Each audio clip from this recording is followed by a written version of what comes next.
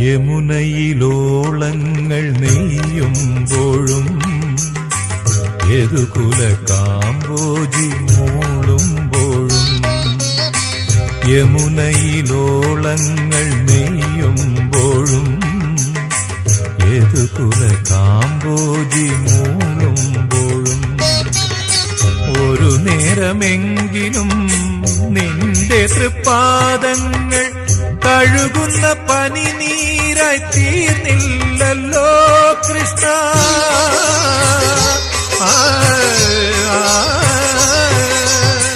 ഹൃദയത്തിൻ സംഖിൽ ഞാൻ വാർന്നില്ലല്ലോ, അപ്പോഴും നീ കള്ളച്ചിരി ചിരിച്ചു, അവിൽ പൊതിയഴിച്ചു, പുണ്യം പങ്കുവച്ചു.